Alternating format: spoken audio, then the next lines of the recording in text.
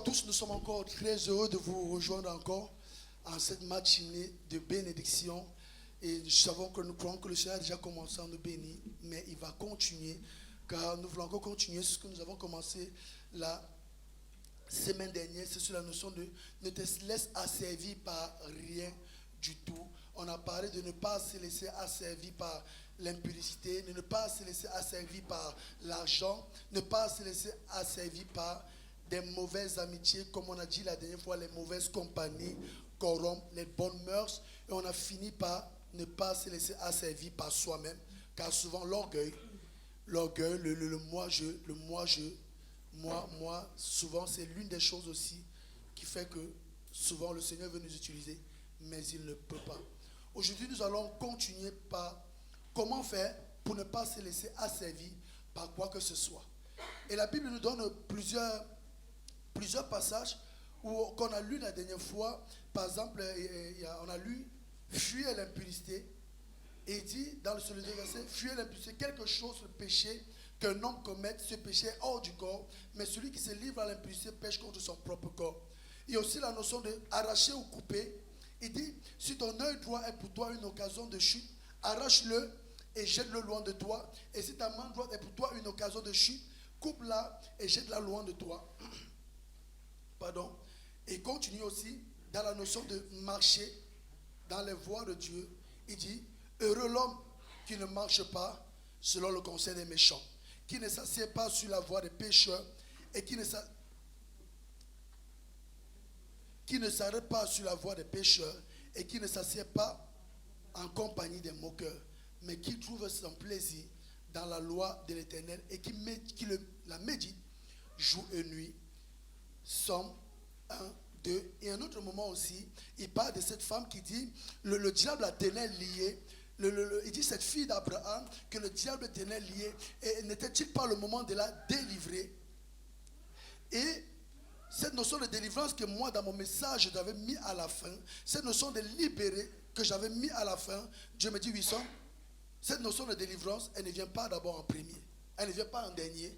Elle vient en premier. Et cela m'a poussé à m'arrêter. Et Dieu m'a interpellé. Il dit que regarde, dans les différents trucs que j'ai donnés, de fuir, de marcher, de couper, d'arracher, tous ces trucs que j'ai donnés, on regarde quelque chose. Par exemple, je prends, fuir l'impudicité, le verset qui suit, il dit, ne savez-vous pas que votre corps est le temple du Saint-Esprit qui est en vous et que vous avez reçu de Dieu et que vous n'appartenez point à vous-même? J'arrive, mais je vous mets déjà sur le fil. Il dit que vous ne vous appartenez pas à vous-même. Il continue dans celui qui va couper. Si ton œil droit est pour toi une occasion de chute, arrache-le et jette-le loin de toi. Regardez la suite. Car il est avantageux pour toi qu'un seul de tes membres périsse et que ton corps entier soit jeté dans la géhenne. Ça veut dire que celui-ci était aussi en Dieu. Ça va ou pas? Je finis. Dans le même verset qui est après, quand il parle de...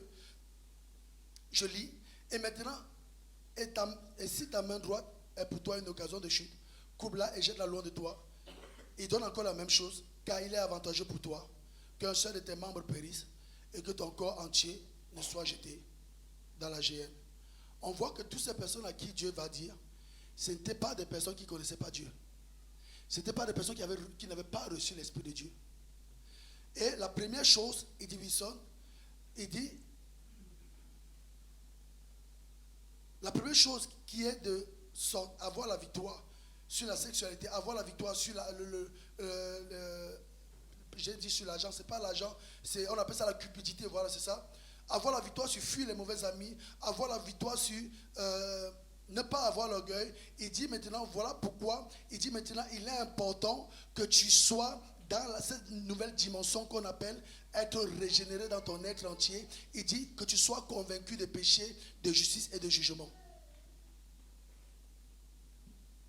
Par exemple, maintenant, je m'en vais voir une amie sur la route et je lui dis, eh ben, tu sais, Marc, allez, je vais être gentil, je vais voir ma collègue. Je dis, ah, collègue, tu sais, tu as menti la dernière fois, c'est pas bon. Elle va me regarder, mais qu'est-ce que ça peut te faire en fait? Quelqu'un m'a compris ou pas? Lui n'a pas la conscience, elle n'a pas la conscience de ça. Pour toi, voler c'est mal. Pour toi, mentir c'est mal. Mais pour quelqu'un qui n'a pas la conscience, voler c'est pas mauvais. Et je n'ai pas envie de lever la main pour nous tous ici, qui quand nous ne connaissons pas Dieu, quand on mentait, est-ce qu'on se disait Dieu nous voit? Non. Est-ce qu'on se disait Dieu nous entend? Non. Donc il y a déjà cette première conscience que il dit maintenant Wilson, si quelqu'un n'a pas la conscience du mal qu'il fait, si quelqu'un n'a pas la conscience de la mauvaise direction qu'il prend, si quelqu'un n'a pas la conscience de la présence de Dieu, il dit, il ne peut pas discerner qu'il est sur le bon ou sur le mauvais. Ainsi maintenant, la première chose, veille déjà à savoir si ta relation avec Dieu elle est bonne, avant de savoir ce que tu vas enlever. On va arriver dessus parce qu'il y a les choses de toi-même tu ne peux enlever si on te délivre. Vrai ou pas? Il dit, veille déjà à savoir si ta relation avec Dieu elle est bonne. Veille déjà à savoir si ton intimité avec Dieu elle est bonne. Et Dieu me donnait cet exemple. Il dit maintenant, c'est quoi maintenant cette notion d'avoir la relation avec Dieu? On prend, et j'ai pris l'exemple de Adam et Ève. Quand on voit Adam et Ève, le péché qu'ils ont commis n'était pas un péché d'adultère, n'était pas un péché de sexualité, n'était pas un péché de vol. Mais c'est quoi le péché d'Adam et Ève? La désobéissance à la parole.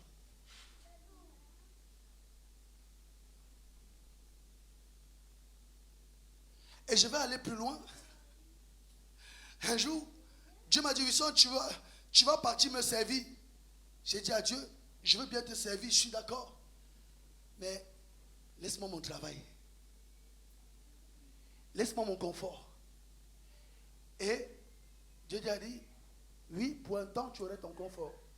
Et quand tu aurais grandi dans ta foi, après, je vais t'enlever ton confort. Et quand le moment d'enlever mon confort est arrivé, j'ai dit à Dieu, tu ne peux pas encore rajouter une année.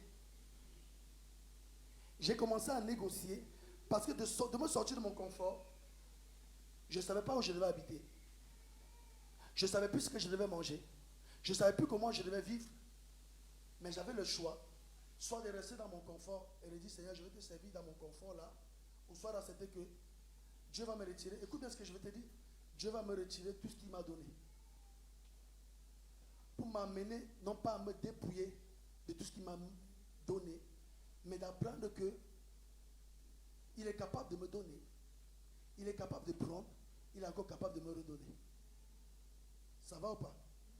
Et moi maintenant, moi je voyais, Seigneur, si tu m'as pris, c'est-à-dire que tu ne vas plus donner. Et comme j'avais ce regard maintenant de peur, inconsciemment j'étais en train de pécher parce que je dis à Dieu, si tu me prends, tu ne vas plus me redonner. Et là, j'étais en train de pécher.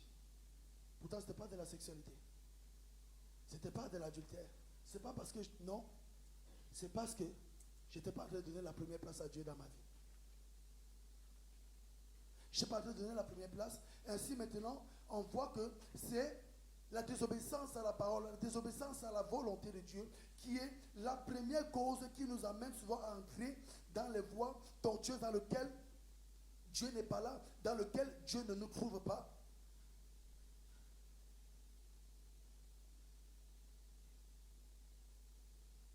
Il continue, il dit le deuxième.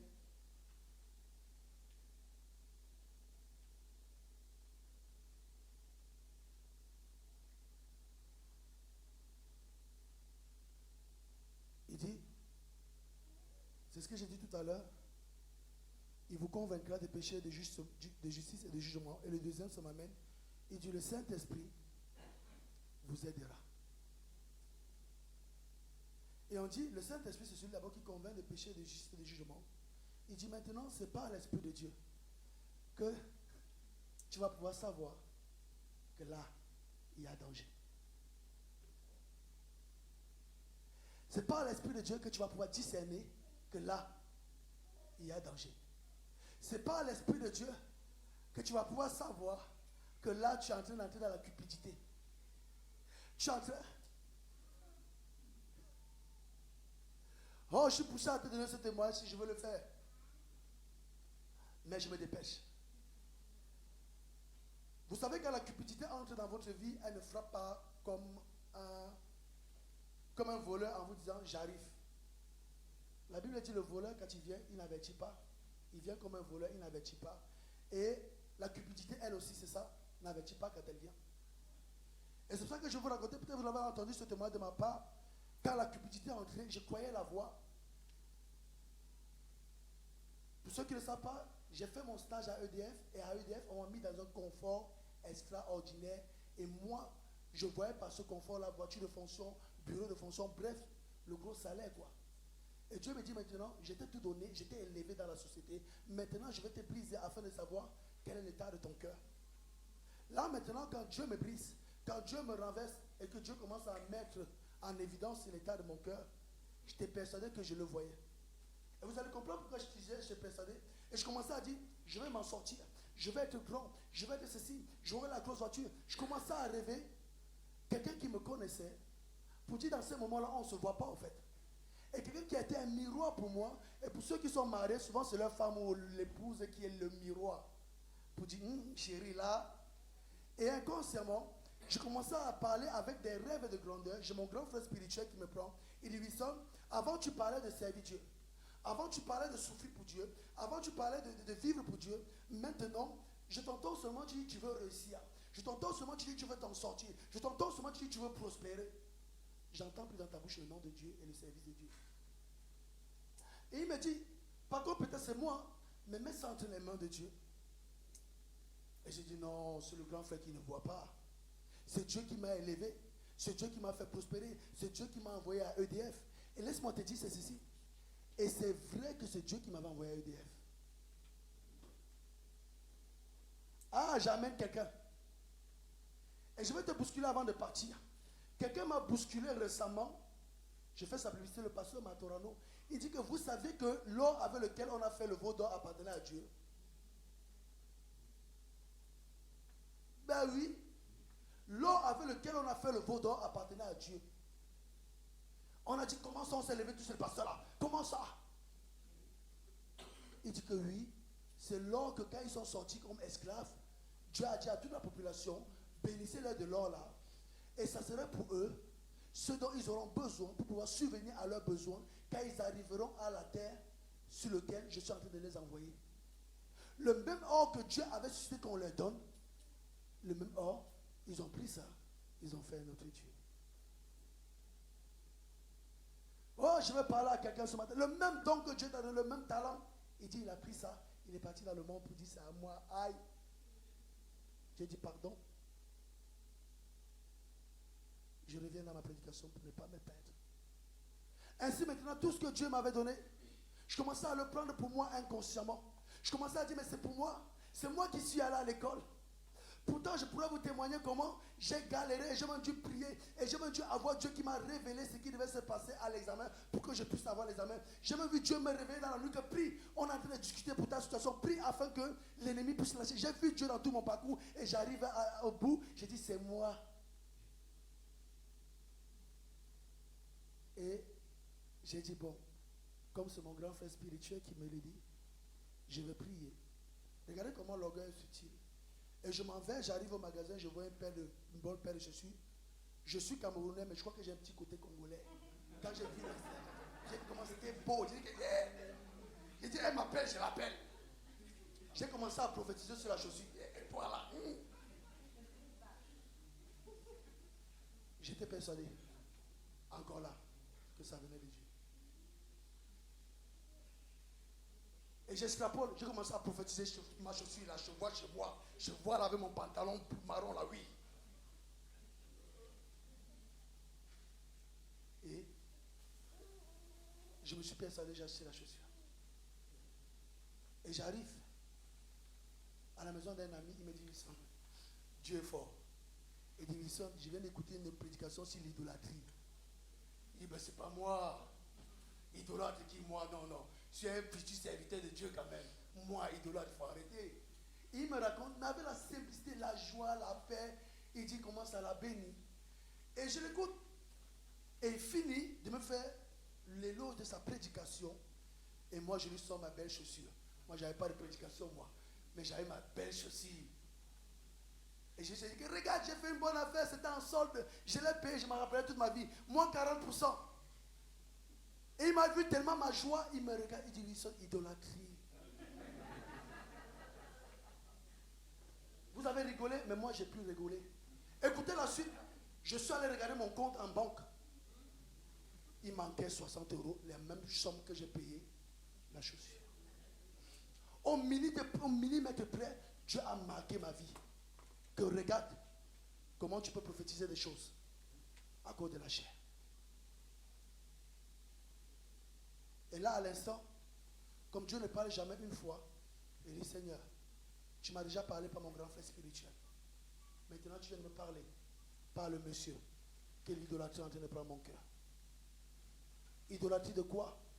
Des biens que Dieu m'a confiés. De la bénédiction que Dieu m'a donnée. Oui, Dieu m'a donné des grands diplômes. Oui, Dieu m'a donné des capacités. Oui, Dieu m'a donné des dons, mais ce n'est pas à moi.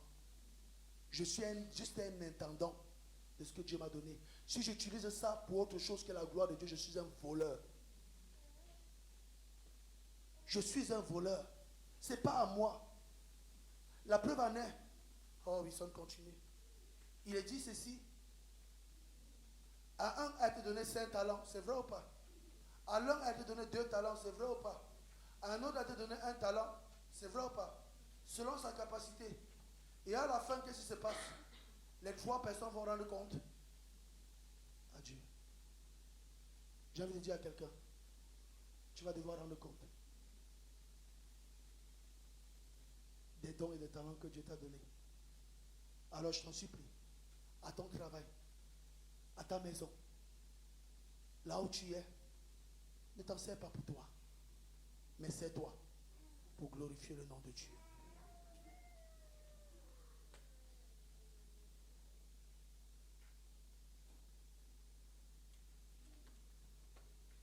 Le Saint-Esprit viendra te convaincre que tu es sur le mauvais chemin. Et qu'est-ce qui m'a fait revenir? C'était la crainte de Dieu. Il dit la crainte de Dieu, c'est le commencement de la sagesse. Celui qui ne craint pas Dieu, on l'appelle comment? L'insensé dit, Dieu n'existe pas. Je ferai ce que je veux. J'irai où je veux. Je mènerai ma vie comme je veux. Je mènerai ma vie comme je le sens.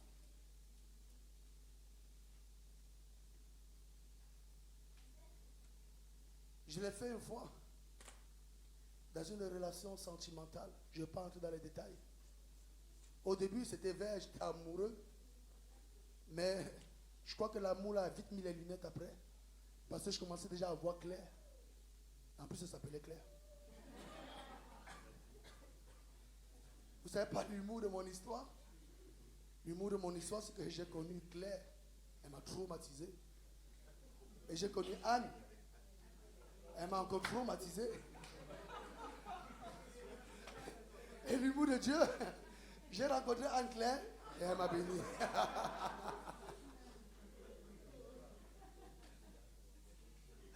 Vous rigolez, ce jour-là, ça ne m'a pas fait rigoler. J'ai pleuré, j'ai dit, Seigneur, je t'avais demandé la bonne femme. Et Dieu m'a dit, qui t'a envoyé ici? Je n'ai pas eu besoin d'une seconde parole. Écoutez, souvent ma femme même se moque de moi à cause de cette histoire. Mais vous ne vous moquez pas de moi. Il me dit, mais compte tenu de tout ce que tu me racontes, je partais des détails. Pourquoi tu t'es mis avec elle? Elle dit, chérie, parce qu'elle était mal en amour, elle était mal en sentiment, et elle m'a dit que si j'étais pas là, elle n'allait pas bien. Et j'ai dit non, il faut que j'aille faire le sauveur. Nous ne sommes pas des super-héros. Nous ne sommes pas des super-héros. Et j'ai fini ma parenthèse. Elle était chrétienne. Elle avait fait l'institut biblique. Mais ce n'est pas pour déformer la personne. Mais pour dire, la personne peut être à l'église même. La personne peut être avec toi et vient à l'église. Mais ce n'est pas pourtant que c'est la bonne. Donc il est important de savoir, est-ce que quand je suis là, je suis en paix ou pas? Avant d'entrer dans les amitiés ou dans les relations, premier équilibre, Ce n'est pas parce qu'elle est chrétienne, mais est-ce que je me sens bien? Est-ce que c'est la volonté de Dieu? Est-ce que je me sens bien? Est-ce que c'est la volonté de Dieu? Les deux vont de pair. Pardonnez-moi, je n'ai pas fait une théologie dessus. Hein. Les deux vont de pair. Moi, je ne crois pas qu'on épouse une femme parce qu'elle chante bien à la chorale. Non. On épouse une femme parce qu'on est convaincu qu'on l'aime. Et qu'à la maison, on ne va pas dire à Dieu, oh Seigneur, pourquoi tu n'avais pas ouvert mes yeux ce jour-là? Non. On n'épouse pas le ministère de quelqu'un, on épouse une personne. Et d'où maintenant, avant d'aller voir Dieu, Seigneur, tu es sûr, il faut être aussi sûr dans votre cœur que vous aimez la personne. N'épousez pas l'enfant de Dieu, pas parce qu'elle était belle ou parce qu'elle était mignonne. Épousez-la vraiment parce que vous l'aimez pour qui elle est, pas pour qui vous voyez. C'est différent, hein? Qui elle est, pas pour qui on voit. Parce que celui qui peut vous dire vraiment qui elle est, ce n'est pas vous, et encore moins vos yeux, mais c'est Dieu. Car malheureusement, aujourd'hui, même dans le milieu des chrétiens, il y a des personnes qui divorcent. Et ce n'est pas parce que Dieu n'avait pas parlé, mais c'est parce qu'ils ont regardé avec les yeux, au lieu de regarder avec le cœur. Je fais ma parenthèse. Et je continue. Et la crainte de Dieu. Et je vais parler à quelqu'un. Il y a une autre dimension. Et là, je vais être théologique. La Bible dit, ne te mets pas sur un joug étranger. Et comme disait le pasteur Peter Schmidt, il dit que quand tu te mets avec quelqu'un qui n'est pas converti, il dit, c'est toi qui es méchant. Parce que tu vas l'obliger à vivre une vie qu'il ne voulait pas vivre. Tu vas l'obliger à aller à l'église au lieu qu'il ne voulait pas aller. Tu vas l'obliger à prier au lieu qu'il ne voulait pas prier. Tu vas l'obliger au lieu que toi-même, Dieu ne t'a jamais obligé. Vrai ou pas? Dieu ne nous oblige pas à prier. Dieu ne nous oblige pas à venir à l'église.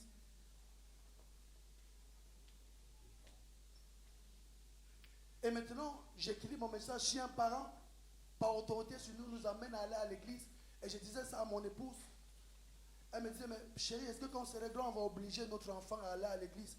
Je dis, ma femme, je veux te répondre clairement. Même quand ils seront grands, même à l'école, ils ne voudront pas aller. Ben oui. Même quand ils seront grands, à un moment, même leur sport, ils ne voudront plus aller. Parce que la chair n'aime pas souffrir, qu'importe les dimensions.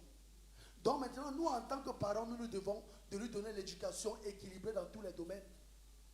Que ce soit dans le domaine de sa vie sportive, il y a des sportifs ici.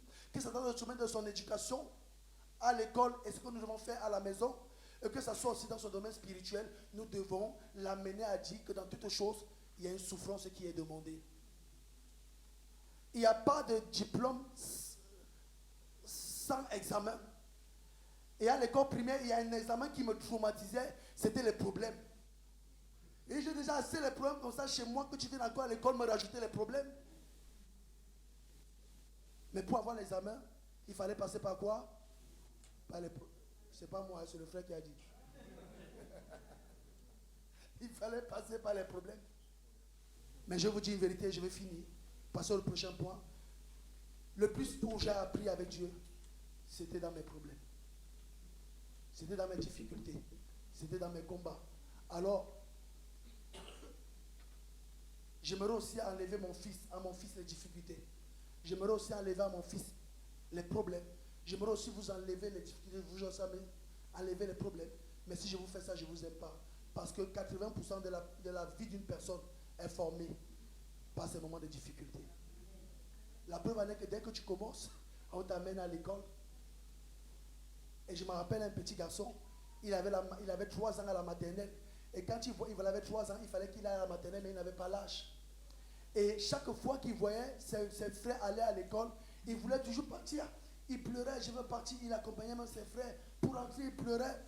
Et un jour maintenant, on dit maintenant, ça y est, tu as 4 ans, tu peux aller à la maternelle. On l'a amené, il était super content. Il est parti le premier jour. Il est parti le deuxième jour. Le troisième jour, il a dit, je n'ai pas pu. Il dit, pourquoi il faut aller tous les jours? Ben oui, au travail, il faut aller tous les jours. À l'école, il faut aller tous les jours. C'est la difficulté, comment dire le bas, j'ai dit, on ne fait pas ce qu'on veut.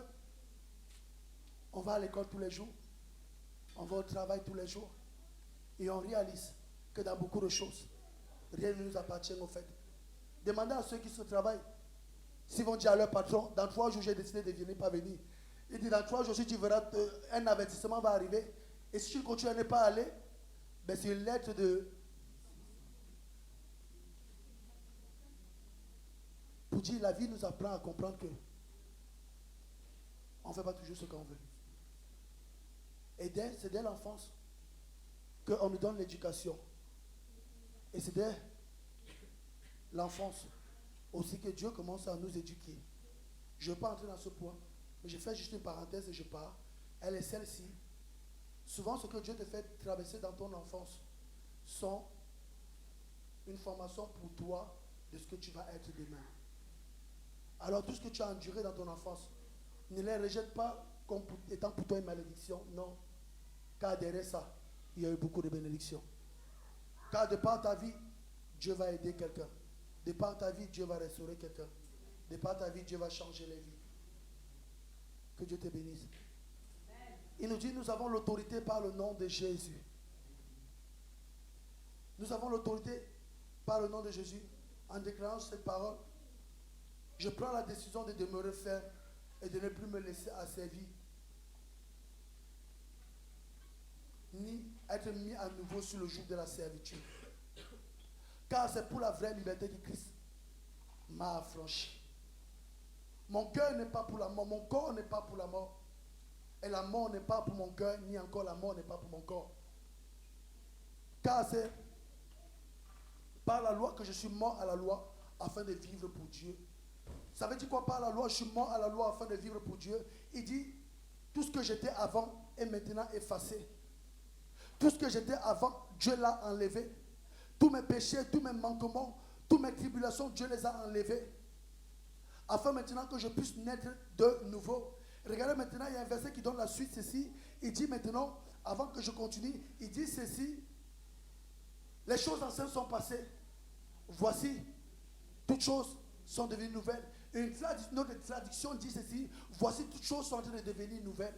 Pour dire maintenant, tu n'es pas totalement accompli, car la présence de Dieu en toi n'est que le début maintenant pour entrer dans cette dimension de comment fuir la cupidité, comment fuir l'idolâtrie, comment fuir toutes ces choses qui m'éloignent de Dieu. Il dit maintenant, c'est d'abord la présence de Dieu qui vient d'abord t'amener à sceller cette parole en disant maintenant, si je vis, ce n'est plus moi qui vis. Il dit ceci, j'ai été crucifié avec Christ. Et si je vis, ce n'est plus moi qui vis, c'est Christ qui vit en moi. Si je vis maintenant dans la chair, je vis dans la foi au Fils de Dieu qui m'a aimé et qui s'est livré lui-même pour moi. Ainsi maintenant, quand je prends conscience de cela, ma manière de vivre, ma manière de faire, ma manière d'agir n'est plus conduite par mes envies ou par les envies des autres, mais ma manière de faire et ma manière d'agir est conduite par l'Esprit de Dieu. Est conduite par la volonté de Dieu, est conduite par la crainte de Dieu. Et il dit, et si ta vie est conduite comme ça, si ta vie est dirigée comme ça, qu'importe ce que tu traverses, tu triompheras.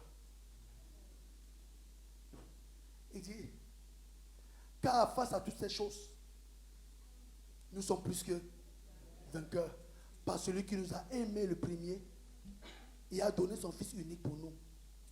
Et aujourd'hui, j'ai l'assurance que ni la mort, ni la vie, ni les anges, ni les dominations, ni les choses présentes, ni les choses à venir, ni les puissants, ni la hauteur, ni les profondeurs.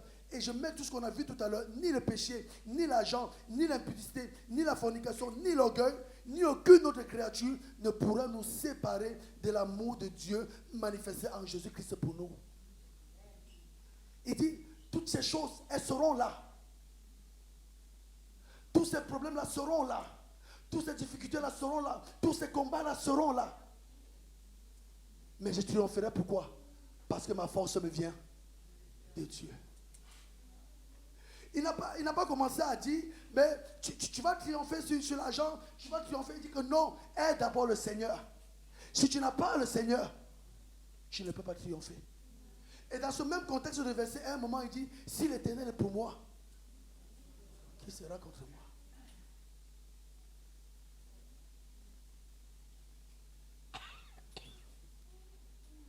Et je m'engage sur juste un point.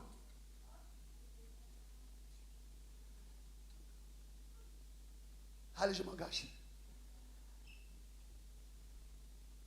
J'y vais. Vous savez, il a dit ces choses arriveront. Et à un moment, Dieu dit, je permettrai.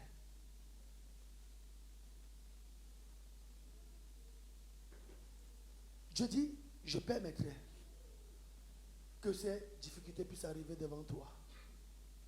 Il dit, par contre, j'ai prévu aussi le moyen de t'en sortir. C'est juste l'équilibre. Et maintenant, c'est là où Dieu t'amène. Il dit, maintenant, on est dans la dimension où on commence ces choses-là. On peut te libérer de l'impudicité. On peut te libérer de la pornographie. Mais tu ne peux pas te libérer de la sexualité. Parce que la sexualité, c'est Dieu qui a fait la sexualité. Jusqu'à là, ça va ou pas? Mais dans le cadre du mariage, c'était juste pour mettre l'équilibre. Mais maintenant, il dit, ce n'est pas parce que tu as été libéré que tu ne dois pas veiller, que tu ne dois pas mettre les choses en place pour ne pas tomber.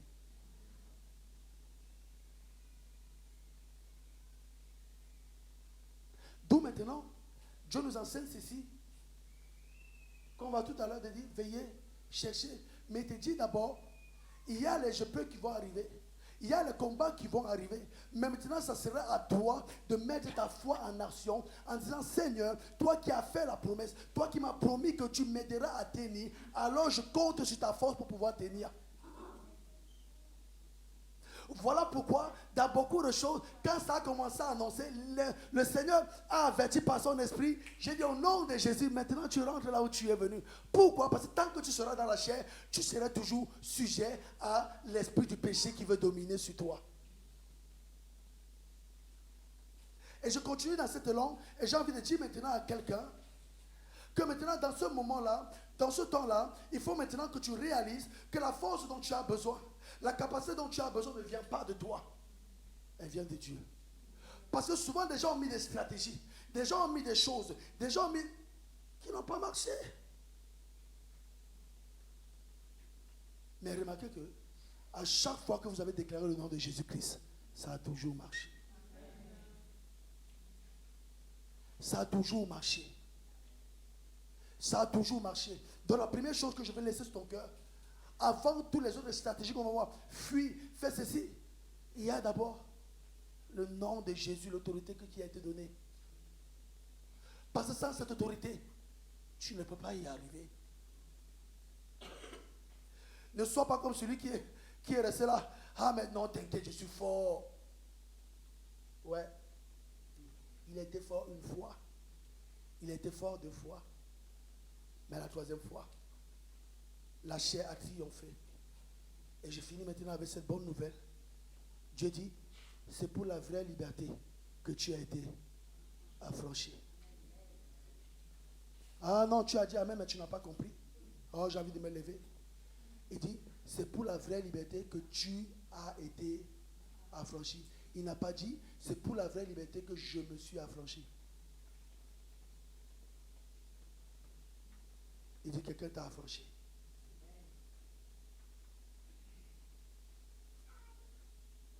Pourquoi cette personne t'a affranchi? C'est parce qu'il t'aime. Et qu'il a réalisé que ce qui triomphait et dominait sur toi n'était pas bon pour toi. Était là pour te détruire, pour te ruiner, pour te tuer. Et par amour, il est venu t'affranchir afin de te libérer. Alors, je dis de la part de Dieu ce matin, si toi aussi tu t'aimes, ne rentre pas ou ne va pas dans ce qu'on t'a affranchi. Parce que si on t'a affranchi de ça, c'est parce qu'on savait que ce n'est pas bon pour toi. La deuxième chose, à la notion de cet amour, la deuxième chose, parce que derrière celui qui est affranchi peut sortir un espoir, peut sortir de la joie, peut sortir de la paix, peut sortir de la grâce et de la bénédiction. Et ça veut dire que quand Dieu maintenant est venu dire, je vais affranchir celui-ci, non pas simplement parce que Dieu aime tout le monde, il dit maintenant dans celui-ci, j'ai vu la capacité de pouvoir confier un don, de pouvoir confier un talent, de pouvoir confier une grâce, afin que lui aussi il soit une source de bénédiction. Donc Dieu t'a choisi. Il ne t'a pas simplement aimé, il t'a choisi afin de t'affranchir par amour et aussi de t'amener à pouvoir être aussi une source de bénédiction. Et le troisième, elle est celle-ci. Dieu a dit, je le rends maintenant capable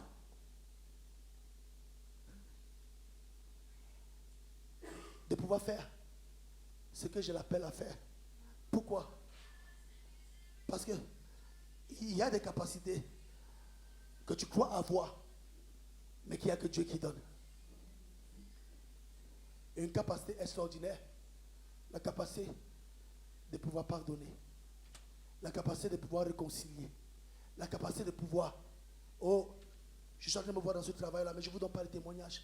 C'est quand les autres sont en train de troubler, quand tout va mal, quand tout est en train de tomber. On dit, mais ici c'est une boîte à problème, c'est une entreprise à problème, c'est une famille à problème. Et Dieu dit, je cherche quelqu'un. Quand il a cherché quelqu'un, il a trouvé toi.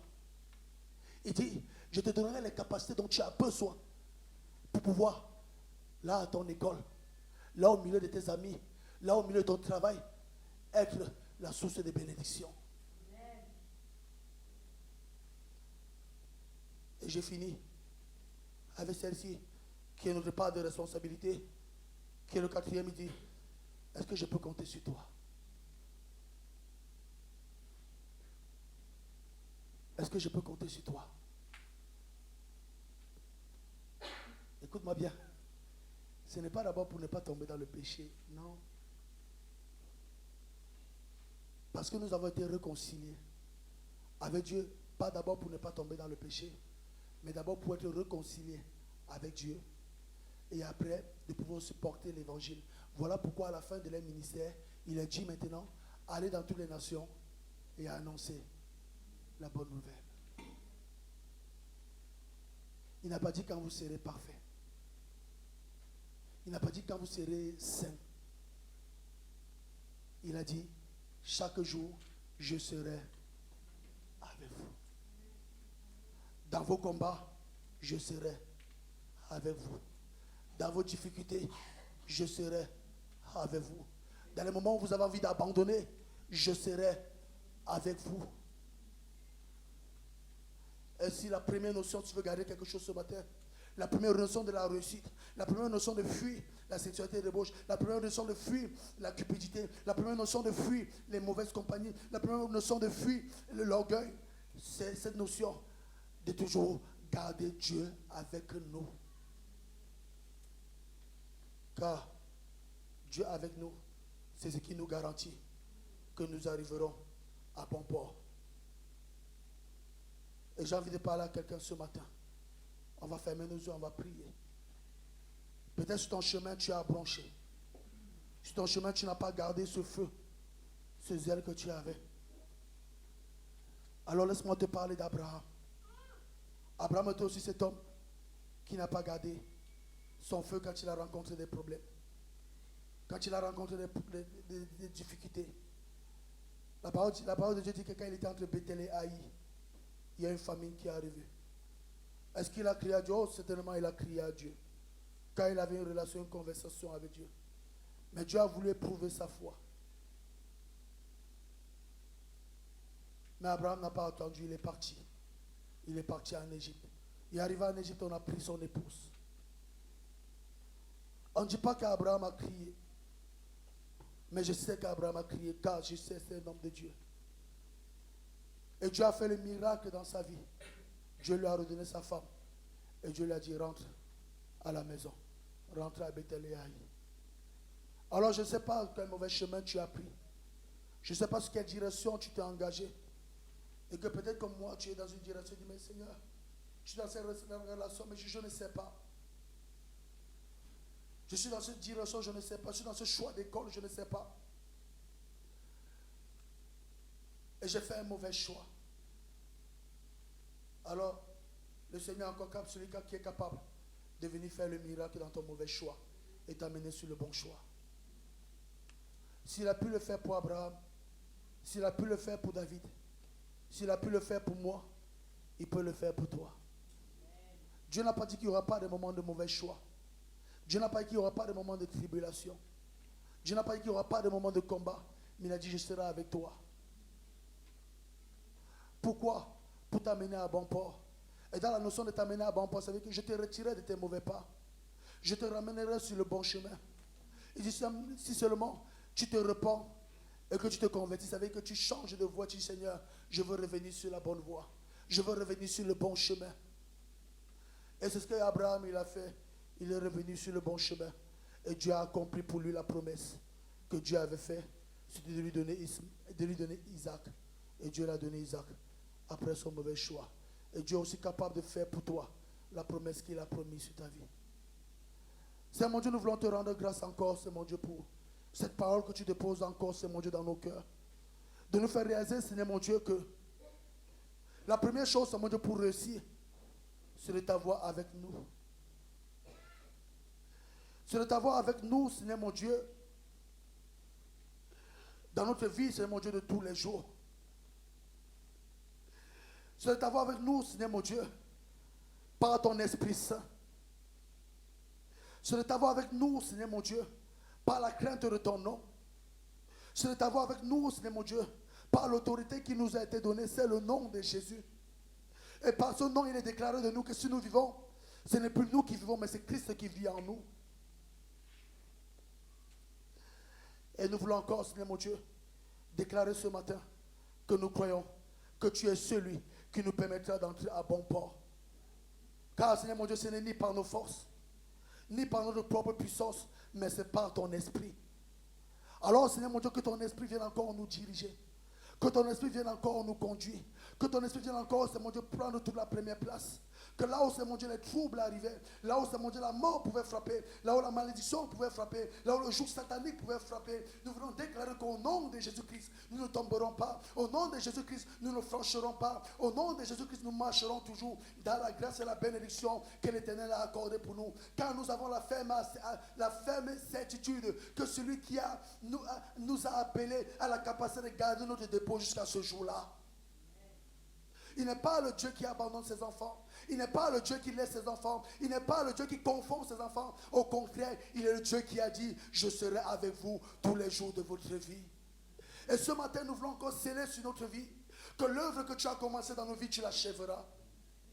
Ceci ne dépend pas de notre fidélité, mais ceci dépend de ta fidélité envers nous. Et c'est à nous maintenant de saisir cette fidélité et de revenir et de rester, de continuer à rester sur la vocation que tu as tracée pour nous. Et c'est à quelqu'un de revenir, Seigneur mon Dieu, comme le Fils prodigue dans cette volonté, dans ce plan, afin que tu continues à pouvoir tracer cette volonté que tu as prévue pour sa vie. C'est pour quelqu'un ce matin, comme Abraham, de revenir dans le plan de Dieu, afin que tu puisses l'amener à entrer pleinement dans la bénédiction que tu l'as réservée. Pendant que les musiciens viennent, j'ai envie de prier pour quelqu'un qui veut qu'on prie pour lui. Que tu puisses simplement lever la main. Et je vais prier pour toi. Afin que Dieu puisse t'accorder cette grâce particulière. Et dire, Seigneur, je veux t'avoir au centre de ma vie. Afin de ne pas me laisser tromper. Afin de ne pas me laisser. Il y a une main qui s'élève. Il y a des mains qui s'élèvent. Je vais prier. Seigneur mon Dieu, je ne pourrais me mettre au-dessus de mes frères et de mes soeurs. Car je suis le fruit de ta grâce. Nous sommes les fruits de ta grâce. Et ce matin, Père, je veux prier, Seigneur mon Dieu, afin, Seigneur mon Dieu, que ta grâce puisse toujours accompagner tes bien-aimés. Si tu as déposé ces paroles sur nos cœurs, c'est parce que tu voulais nous rappeler une seule chose. Que tu nous aimes. Et que tu nous as choisis. Et que tu ne désires pas que nous mourions. Mais au contraire, que nous triomphons. Voilà pourquoi je prie pour mes frères et sœurs ici présents, qui ont levé la main et dit, Seigneur, je vais encore entrer dans cette dimension de te mettre encore au centre de ma vie. Je vais encore entrer dans cette dimension de te mettre à la première place. Je vais encore entrer dans cette dimension de dire, Seigneur, non pas ce que je veux, mais ce que toi tu veux. Parce que j'ai compris aujourd'hui que tu m'as aimé. Et comme tu m'as aimé, tu m'as affranchi. Afin que tout ce qui triomphait de moi ne puisse plus triompher de moi. Mais au contraire, que par le nom de Jésus, je puisse triompher d'elle au nom de Jésus. Je prie encore, Seigneur mon Dieu, pour eux, afin, Seigneur mon Dieu, que là où, Seigneur mon Dieu, ce qu'ils ont traversé, les difficultés qu'ils ont rencontrées, les malheurs qu'ils ont rencontrés, les combats qu'ils ont rencontrés, qui les ont enfoncés, qui les ont mis, Seigneur mon Dieu, plus bas que terre, que dans ces combats, comme au temps d'Abraham, ce matin, tu les relèves au nom de Jésus-Christ, afin de les rétablir dans la position qu'ils avaient en premier avec toi. Et je prie encore que tu puisses renaître encore dans le cœur de quelqu'un le feu du premier amour. Cet amour, c'est mon Dieu qui est venu vers lui quand il n'était personne. Cet amour qui est venu vers lui quand il n'avait rien.